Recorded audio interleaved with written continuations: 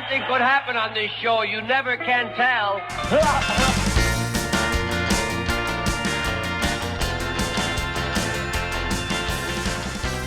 Hey everybody, Pam here from the Rock and Roll Show with Pam and Joe, and I'm Pam. And I'm Joe. Hope everybody's doing all right out there. Before we introduce our next special guest, please like the Dick Biondi Film on Facebook. Join our Facebook group as well, and also check out dickbiondifilm.com. We have a lot of incredible things that are coming up.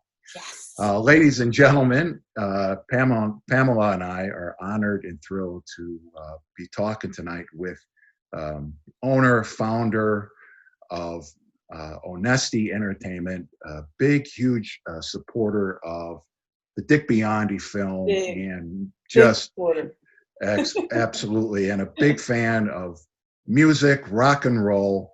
Everybody, please welcome Mr. Ron Onesti. Ron, thank you for joining us tonight. Yay, Ron. I don't think there's any time left for the interview. I appreciate the introduction. It's good to see you guys. It really is. Good to see you too, man. You're funny. Oh, that's great. We are so thrilled to have you with us. As always, you are such a supporter. You've been there from the very beginning. We announced our whole thing, the Dick Biondi Film, on the stage of the Arcada Theatre. And Ron, you've gotten us backstage. You've gotten us to get interviews with people like Bobby Rydell, Tony Orlando. I mean, I could go on and on about all the stuff that you've done. You've had us out on the stage at the Italian Fest. In fact, that is the closing scene of our film, is Ron and me up on stage, and cool. Thousands of people singing on top of a pizza. Oh, that's you know what? I'm really excited. No, you know what? It's not about thanking me, or it's just about thanking Mr. Biondi, and it's accolades to you guys for putting this together. I mean, Pam, you know, just like with any other project that's worthwhile, you know, there've been many times I'm sure you looked at it like, what am I doing? Yeah. This is brutal. The support is not what I need it to be. You know what? Maybe I shouldn't do this, but you kept going with it. You got your good buddy Joe here, which another just a huge, you know, godsend with this whole thing. And so, you know, I mean, here you are, turning the corner and hitting the, you know, the home stretch of the project. And like you said, I was kind of there, you know, one of the many people there at the beginning, and I'm proud to be part of this to help see it through all the way to the end. Mm-hmm. It means a lot to me, let me tell you. And Joe, too. Joe has been, thank you. Man, he's been with me for the last couple of years, and what a difference. I don't feel so alone anymore, you know? It's like I got my buddy Joe, you know? Oh, good. So thank you. Many times you felt that, like, I'm floating on a raft. What am I doing here? Yeah. And believe me, we've all felt that with certain, you know, the same thing at the Arcada. You know, I had many times when, I mean, there's great nights. You've been part of so many of them, you know, but there's those nights I got 12 people in the audience and, you know, I mean, especially at the beginning. I mean, I thought when I first got the place 15 years ago, you know, people were so excited that, you know, I had a little bit of a history going with my career at the time and doing different things. And people were so excited, and I got so much great mail and support. And I'm thinking, man, oh man, I'll just play banjo on stage myself. We'll sell it every show. It's going to be amazing. Well, you know, I mean, I thought I could run for mayor. That they put me in the cover of the paper. I thought this is going to be great. You could run for mayor. Now it's a little different, but back then it was like everyone was so excited because the Arcada Theatre, opened in 1926, has been such a big part of so many families' lives. And you know, who was got engaged there, and you know, in the 1940s, they were showing those. Those like movie tone news kind of things, and there was a lady telling me that her grandmother got the word of her father, her son, getting killed in World War II from the movie tone news before she even got stuff like that, you know, or their families that they all, you know, worked every summer there. There are these four ladies starting from 80 years old and up. Their four sisters are still kicking. And every one of them worked the concession stand when they were 14, 15 years old. I mean, there's countless stories of how this place has affected lives for so many generations. And also, when I got it, it was about to be shut down, turned into an office. You saved it. Yeah. Well, we all did, because, I couldn't have done it alone without the community. But at the beginning, it was tough. First 2-3 years, it was impossible. I mean, nobody came. Nobody came, They were into it, but no. Tenacity. Well, yeah. But you also have talent. I mean, you've done so much. I mean, you're like the showman. You're like out there and you promote and everybody knows you. You walk in there, you feel like you're part of something. Your family, Yeah, all right, and not I'll only take the that. audience, the guys that come into, all the actors and the musicians and the bands, and everybody knows you. I mean, I think, didn't I read somewhere where the Arcada was like the #1 entertainment attraction in Illinois? Did I read that, or am I wrong? Well, we're the #1 live music venue in the Midwest for what we do. Nobody has, for example, nobody has more rock and roll Hall of Famers on their stage than our stage, than us. Nobody does more of the heritage acts, is what they're referred to. The ones from the 40s, 50s, 60s, 70s, 80s. Nobody does. I mean, there's a lot of firsts that we have, a lot of significance that the place has. And between that, now I've got the Displays Theater. That's going to, we're getting ready with that and going to open that up in November. That'll be a little sister to the Arcada, and having, very similar things. And, we're going through right now, it's a tremendous renovation. This whole pandemic thing has been very, very difficult. I mean, revenues have stopped. There have been people who have done a little bit of GoFundMe stuff and that kind of thing, very generous people.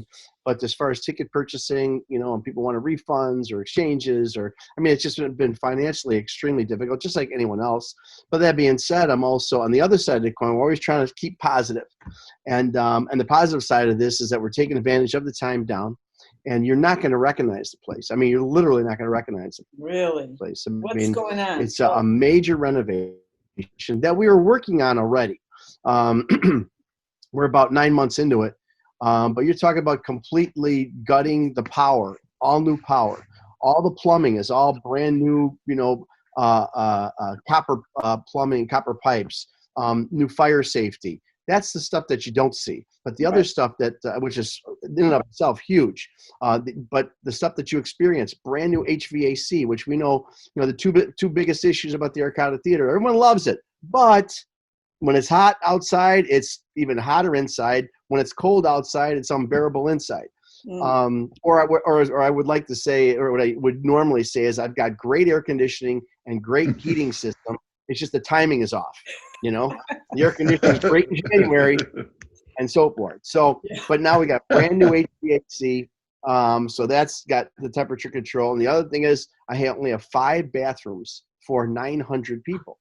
And that's that was before concession stands and chili dogs and beers and all that stuff. When they first opened a place, they didn't even need bathrooms. But for all those years, that's all we had, and they weren't nice to start with. We did the best we could. Yeah. In a 9-year-old building. Anyway, we've added 30 best bathrooms, restroom facilities, which is really, and they're gorgeous. I mean, when you see this, it's like you'll want to. I can't wait. I might put a band in there, like maybe a solo acoustic. And what's the time frame for all that? What's the time frame for all that to be completed approximately? Well, what are you looking at? we're still looking October, November. Okay. We've got my restaurant that I started out in Evanston with, Rockin' Ravioli. We're opening up a bigger location next door to the theater. It's combined. You'll see it. Rockin' Za, the rock and roll pizza experience, is going to be where Starbucks, used to be, on the corner there. That's all ours. Oh, you mean at the Arcada? Yeah.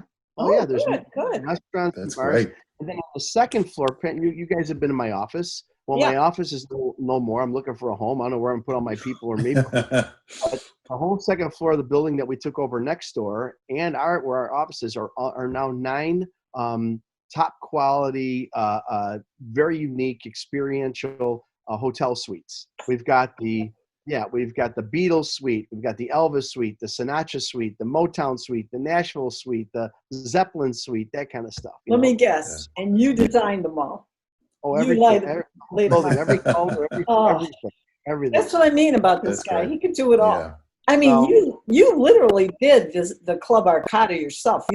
Every one of every those time rooms. I had, and It's I so never beautiful. wrote anything Yeah. down, didn't draw anything. I brought the painter, I pointed, I said, you know what? Let's make this copper. Let's make that bronze. Put a little black trim there. I'm telling you, I love that place. That's We're one of my very favorite places. I had my birthday there. I mean, Yeah. Yeah, you've got the gifts, kid. You really do. that's Well, great. you know, well, we're excited again. You know, there's so many things happening with us, and you know, a lot of I talk to the entertainers every day, and and the agents, and they're all, you know, everyone's just like waiting, like, what do you think? Like, who knows what to think? The Yeah. fact of the matter is, you know, we've lived through world wars, we've lived through pandemics before, we've lived through the anthrax, 9/11. We never thought we'd come back from that. We're gonna come back from We this. You will. know, just gotta take a deep breath. Yeah. We got to be positive, and you know, this Yeah. whole thing about we'll get through this together, which is a big deal. But we've got to get through this individually too. You got to have your head in the right place. You got to stay positive. You got to work out, whatever that means. If it means a walk Yeah. around the block. You can't, because Yeah. it'll get to you if you let it. It will. You just sit Really? around and It feel will. miserable. Time. Whoa. That's great. Yeah. This And isn't Ron, April and May anymore. This is, you know, this is where we are. It's a lot of time, and people got to watch. You got to take care of yourselves, and Yeah. know. And that's how we started doing this show. Joe and I just decided to reach out to people, our followers, and we're having so much fun with it. And it's so fascinating talking to everybody, learning the Yeah, it's been backstories great. of everything. It's great. Sure. So, yeah. Absolutely. And Ron, you've been a huge supporter of the Dick Biondi film, and right from the get-go. And I think now is the time, Pam. What do you think, to talk about the exciting news that's coming ahead for us with the Dick Biondi film, and Ron? And Ron, if you would do the honors to talk about the exciting news that we have planned for. I'm for very everybody. excited. I'll be putting together a Dick Biondi tribute impersonation act that I'm going to be doing. I'm going to put his hair. I'm going to get the no, that's not what we're doing. Well, I mean, I'm Italian uncle, and You gotta lose a little weight, Ron. No offense. Oh. Actually, I've lost 8 pounds. Nobody's as skinny as Biondi. Come on. I've lost 8 pounds. Let's see it. Good for you, man. Good. I work out I walk the forest preserves, and I hit a bucket. I've been watching you. Yeah. No, the big announcement, or the initiative that we're putting together. You know, originally we wanted to do, of course, the natural thing would be this big concert to raise the funds needed to take this project of Pam's and Joe's to the finish line for the film finishing what it needs to be done to finally complete this more than worthwhile project. We're almost there. We are almost there, you know, but the challenge here is that, you know, the concert with a bunch of people not really going to happen, obviously, anytime soon. Virtual concert could happen. Don't know if it would have the impact that we need. We need to raise some serious funds. But we thought about having an auction of memorabilia, of things that would be, we would garner them from people that Dick has either been responsible for their career or the fostering of their career. People like Frankie Valli, people like Neil Sedaka, Paul Anka, it goes Mickey Dolenz, the Monkees. I mean, all that stuff. There's so many people out there, and Pam and Joe, you guys know better than anybody. Of every time you know, like Tony Orlando, every time we'd have somebody, Bobby Rydell, that you mentioned, you know, just they're not even Dick Biondi, DB. You say DB, and they get their eyes light up. Oh my gosh! If it wasn't for Dick, how many sentences, how many interviews started with the words "If it wasn't for Dick Biondi," and then dot dot dot. So you know what? That should almost be the name of the film. We should change the name of the film. If it wasn't for Dick Biondi, dot dot dot, coming to a theater near you. So anyway, we're in touch, and I happen to have, you know, some unique relationships with these people, as you guys do, and talking to them, and we're going to get some memorabilia, we're going to get some autographs, get some stuff that is going to have some value, intrinsic value to fans, and we're going to have an online auction with Donnelly Auctions that's located in Union, and it'll happen probably around November, just in time for your holiday gift giving. And there'll be other things too. There may be some dinners and experiences, definitely tickets to Arcada shows and displaying shows and whatever we can do. How exciting. Again, yeah, this is going to be great. So again, and you know what? We're getting this stuff from the entertainers, but also we say to all you folks out there, you've been fans for many, many, many years. If you're watching this show and if you know who Dick Biondi is, you're probably older than 20. So you may have an autographed photo, an autographed guitar from somebody in the 50s, 60s, or 70s that, collecting dust, and maybe you donate it to this cause so that we can help raise funds to do this. So check in your closets for that stuff that you thought was so cool, but it's been sitting in your closet, sitting in your garage, sitting in your basement, sitting in a drawer. Go pull it out and either put it up and enjoy it, or maybe we can auction it off and we can give you a tax deductible donation letter so that we can, again, take this project to the finish line. And then, so you'll hear a little bit more about this soon. That's awesome. That's really exciting news. I mean, right, Pam? I mean, this is, this is incredible. And to have Ron involved, and then and Donnelly Auctions to be working with them on this. Yes. And as you mentioned, Ron, the number of musicians, artists throughout the years that that owe so much to Dick Biondi, and with everything going on in the world today, when people think of Dick Biondi, listening to him on their radio or in their car, it brings back really, good memories, happy memories of that special time. And for all of us here, to be connected and to be connected with our fans in this way, really, it's just a remarkable thing that we're doing here. This is terrific. Well, it's something that you've created this, and Pam, this it was your brainchild, of course. And, I'm sure it started out as obviously as somewhat of a biographical and somewhat autobiographical about your personal experiences with the Dick Biondi fandom. But I think it's really turned out to be just an editorial of a generation of a style of music. I mean, all these stories, all these recollections, all these accounts of music in the 50s, 60s, and a little bit of the 70s, and today. I mean, as of recently, a couple of years ago when he was on the air, I think the film is representing, a style, a genre of music and of fandom that represents more. I guess what I'm trying to say is it started out about Dick Biondi, and I think it's even bigger than.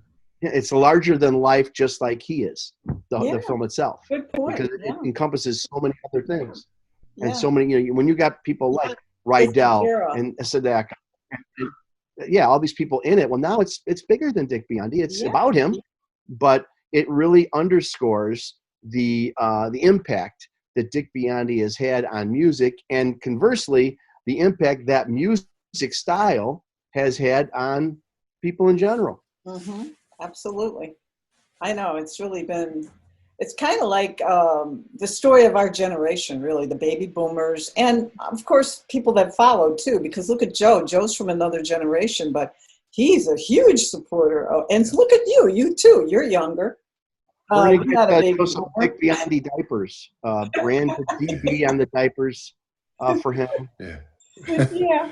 Yeah. I mean, I remember Dick from WJMK, the oldie station, and that's how I became a fan of Dick Biondi. I was a music fan already, but starting to listen to the radio, and I hear this booming, exciting voice, Dick Biondi, and I just was hooked.